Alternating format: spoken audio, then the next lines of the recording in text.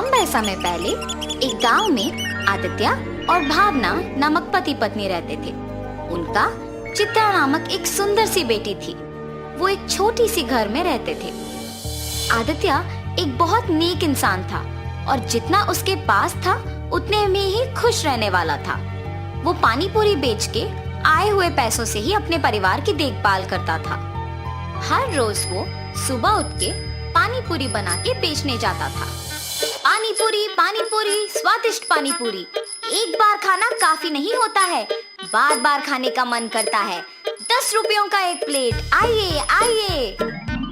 ऐसे पूरी गांव में जाते हुए बेचता था। उसके बनाए हुए पानी पूरी स्वादिष्ट रहने पर सभी लोग वहां खाना पसंद करते थे।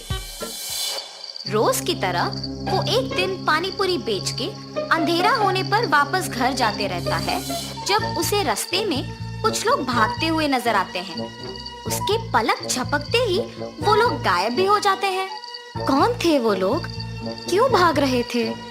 और इतने में ही कहाँ गायब हो गए? ऐसे वो अपने आप में सोच रहा था जब उसे रास्ते के बगल में एक सूटकेस दिखाई देता है। ये किसका सूटकेस है?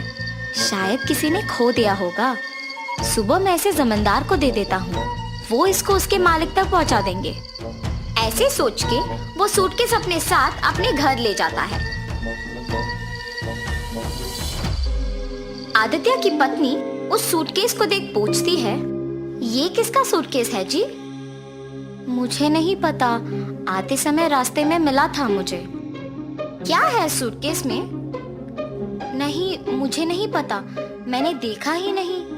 अच्छा, तो फिर रुकिए, मैं पहले ये देखती हूँ कि इसमें है क्या। और ऐसे सूटकेस खोलती है। सुनिए, इधर आके देखिए तो कि इसमें है क्या। हाँ, क्या है? पास आके देखने पर वो सूटकेस हीरे, मोती और सोने से भरा हुआ था। देखा आपने, कितने हीरे, कितना सोना है इसमें। अब हमें कभी वापस मेहनत करने की जरूरत ही नहीं पड़ेगी। भावना, ये सूटकेस हमारा नहीं है, किसी ने खो दिया इसे। कल सुबह इसे जमींदार के हवाले करने इसे लेके आया हूँ। तो आप क्या इसे जमींदार को लौटाएंगे? हाँ, मैं ये स्वीकार नहीं करूँगी। हम इस सूटकेस को हमारे ही पास रखेंगे। आपको मेहनत करने की जरूरत ही नहीं पड़ेगी। हम आखिरकार बहुत खुश रहेंगे। अपनी पत्नी का उस बात ना स्वीकार करने पर आदित्य उसे दुख ना पहुंचाने के लिए उसे कुछ नहीं कहता है और सोच में पड़ जाता है। अगर मैं उन हीरे और मोती को लेता हूँ तो गलत है, पर अगर मेरी पत्नी वो सब लेती है तो वो मेरी गलती नहीं है ना। ऐसे सोचकर अपनी पत्नी से कहता है, किसी और का कमाया हुआ मुझे खर्च करना ठीक नहीं लगता है। मैं अपने पानीपुरी का दुकान ही चलाऊंगा। तुम्हें जो पसंद तुम वही करो। ऐसे कहने पर उसकी बीवी बहुत खुश होती है। कुछ दिन बाद उसकी पत्नी मिले हुए हीरे, मोती और सोना बेच के एक बड़ा सा घर खरीदती है और वे सब उसी घर में चले जाते हैं। मगर आदित्य अपना पानीपुरी का व्यापार नहीं छोड़ता है। एक दिन जमींदार के पास एक औरत आती है। प्रभु, प्रभु, मेरे घर में किसी ने सारे हीरे, सोना, मेरी गहने चुरा लिया है। मुझे समझ में नहीं आ रहा कि मैं क्या करूं, इसीलिए आपके पास भाग के आई। कृपया मेरी मदद कीजिए प्रभु। फिक्र ना करो माता, मेरे पे भरोसा करके आप चले जाओ। मैं उस चोर को पकड़ के आपको बुलाऊंगा। जमींदार के ऐसे कहने पर वो औरत उन पे भरोसा करके वहां से चली जाती है। उसके बाद के कुछ ही दिन में जब आदित्य और उसका परिवार एक बड़ा घर खरीद के उसमें रहने लग जाते हैं, तो गांव के लोग में उन्हीं के बारे में खुसर पुसर शुरू हो जाती है। ऐसे ये बात जमींदार तक भी पहुंचती है। एक साधारण पानीपुरी बेचने वाला एकदम से इतना बड़ा घर कैसे खरीद पाया? पता नहीं प्रभु, किसी को नहीं पता। गांव के सारे लोग भी आश्चर्यचकित होके इसी के बारे में बात कर रहे हैं। ऐसे ही मैं सुन के आपको बताया। ठीक है, उन दोनों को इधर लेके आओ। जी प्रभु। जमींदार के कहने पर सेवक उन दोनों को उनके पास लेके जाते हैं। आदित्य, मुझे तुम्हारे बारे में सब पता है, तुम्हारे व्यापार के बारे में भी पता है। तुम्हें कुछ पूछने के लिए यहाँ बुलाया हूँ। पूछिए प्रभु। कुछ नहीं, तुम इतने कम दिनों में उतना बड़ा घर कैसे खरीद पाए हो? सच बताओ। क्या ये पूछने के लिए जमींदार हमें यहाँ तक बुलाए हैं? मुझे ही बताना होगा कुछ, वरना मेरे पति सब सच बता देंगे। मेरे पति का कमाया हुआ पैसा हम बचा बचा के ये घर खरीद पाए हैं प्रभु। ऐसे हिम्मत से बोलती है ताकि किसी को शक ना आए।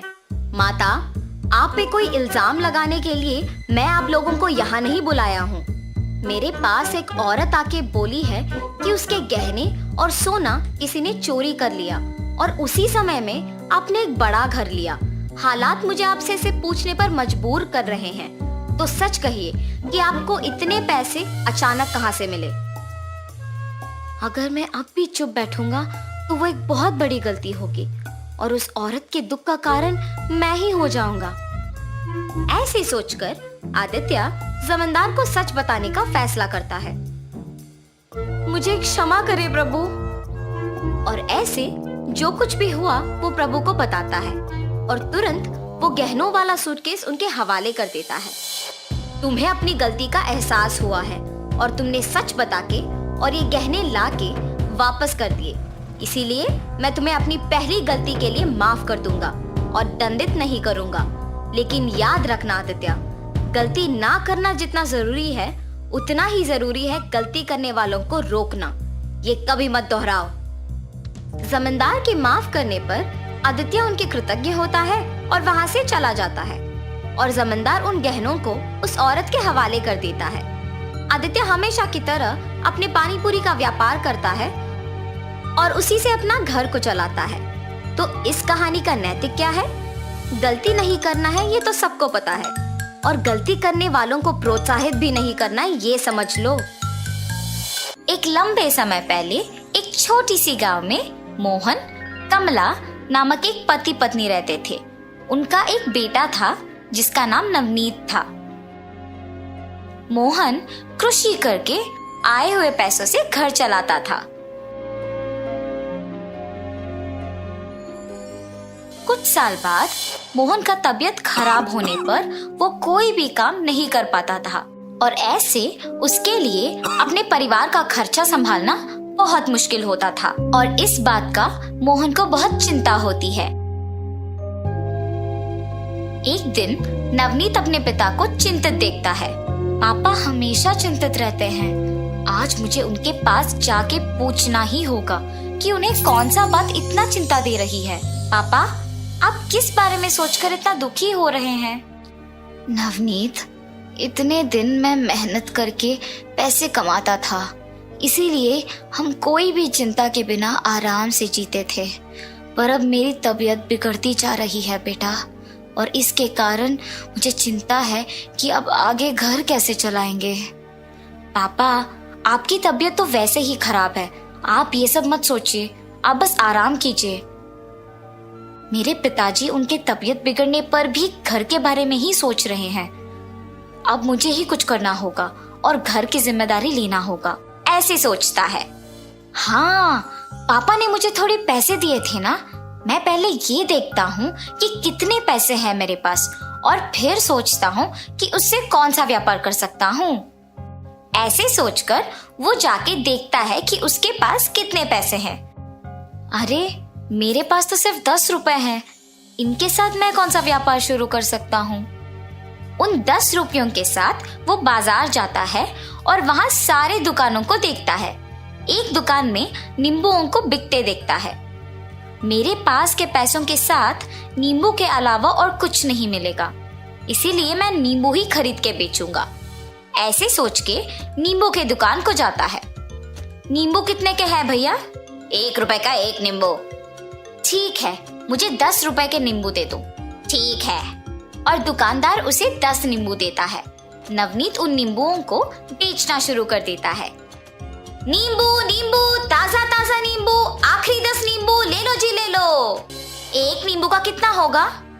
2 रुपए का एक नींबू। इतना दाम क्यों? बगल वाले दुकान में 1 रुपए का एक नींबू दे रहे हैं ना। बिक नहीं जाने पर ऐसे कम दाम पे ही बेचते हैं भाई साहब, ये सारे तो एकदम ताजा है। ठीक है, तुम्हारे पास के नींबू दे दो। ऐसे नींबू बेच के उससे आए हुए पैसों से वापस और नींबू को खरीदता है और दिन पूरा मेहनत करके कमाए हुए पैसों को लेकर खुशी खुशी घर जाता है।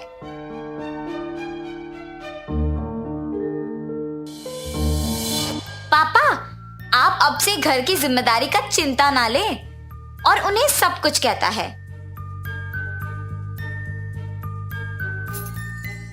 नवनीत, तुम्हारी बात सुनकर मुझे बहुत खुशी हो रही है बेटा। दृढ़ निश्चय से हम कुछ भी हासिल कर सकते हैं। ऐसे हर रोज नवनीत नींबुओं को खरीद के बेचता था। कुछ दिन बाद कम लोग उसके पास नींबू खरीदने लगे, जिसकी वजह से उसके पास नींबू बचने लगे और इसीलिए वो दुकानदार के पास कम नींबू खरीदता था, ताकि बचे हुए नींबुओं के साथ उन्हें अगले दिन बेच सके। एक दिन ऐसे ही नींबू खरीदने जाता है। एक नींबू का गुच्छा दीजिए भाई साहब। व्यापार की शुरुआत में ज्यादा नींबू खरीदते थे, कुछ दिनों से कम हो गया है। दिन प्रतिदिन तुम्हारा नींबुओं का बिकना शायद कम होते जा रहा है ना? कम से कम कुछ दिनों तो चला पाओगे ना? नवनीत बिना कुछ बोले वहाँ से चला जाता है। उन्होंने ये पूछा कि क्या मैं कम से कम कुछ दिन व्यापार चला पाऊंगा? मुझे अब उन्हीं के पास से नींबू खरीद के उनके सामने ही व्यापार को आगे बढ़ाना होगा। और ऐसे सोचकर अपने नींबू बेचता है। उस दिन के नींबू बेचकर घर जाते वक्त रास्ते में देखता है कि एक दुकान में बहुत भीड़ है। पास जाके देखने पर पता चलता है कि वो एक जूस का दुकान है। अगर मैं भी इन नींबुओं का रस बना के कम दाम पे बेचूंगा तो मेरे ही पास सब लोग आएंगे खरीदने। उसकी सोच के अनुसार वो अगले दिन से खरीदे हुए नींबुओं में आधे नींबू को रस बनाकर और बाकी नींबुओं को ऐसे ही बेचने लगा। नींबू का सिर्फ 5 रुपए, ले लो भाई साहब, ले लो, ऐसे जोर से चिल्लाता है। बहुत कम दाम पे नींबू का रस बेचने के कारण उसके पास बहुत लोग आकर पीते हैं और नींबू भी सारे उसके पास खत्म हो जाते थे। दुकानदार के पास ज्यादा नींबू को खरीदने लगा और उन सारों को बेच देता था और वैसे ही उसके व्यापार में भी अच्छा लाभ आने लगा। ऐसे उसने अपना खुद का दुकान शुरू किया और उसमें सहायकों को भी काम पे लगाया। एक दिन नींबू के दुकान को जाता है। आपकी दुकान में सारे नींबू खरीदना है मुझे। एक समय था जब तुमने मेरे पास सिर्फ 10 नींबू खरीद के व्यापार शुरू किया था। अब तो तुम्हारा खुद का एक दुकान है। वाह! आपको याद है आपने एक बार मुझसे पूछा अगर मैं कुछ और दिन इस व्यापार को चला पाऊंगा? मुझे उस बात का बहुत बुरा लगा, मगर उसी बात ने मुझे प्रेरित भी किया और नुकसान होने के बावजूद हार नहीं मानकर बहुत मेहनत करके यहाँ तक आया हूँ। जब कुछ करने का दृढ़ निश्चय होता है तो कुछ भी कर पाओगे बेटा। बहुत लोग तुमसे कहेंगे कि नहीं हो पाएगा, पर उन बातों का बुरा ना मानकर उनको दिखाने की कोशिश करेंगे तो सफलता जरूर मिलेगी। मगर बहुत लोग इस बात को नहीं समझते हैं। वो लोगों के कहा का बुरा मानते हैं और निरुत्साहित हो जाते हैं और काम करना भी रोक देते हैं। और ऐसे दुकानदार नवनीत का अभिनंदन करता है। नवनीत के सोच के अनुसार व्यापार के अच्छा चलने पर अपने माँ बाप का बहुत अच्छा ख्याल रखता है। तो इस कहानी का नैतिक क्या है बच्चों? दूसरों के कहे बातों का बुरा ना मानकर अगर दृढ़ निश्चय से फैसला लेकर मेहनत करोगे तो हर हाल में सफलता मिलेगी।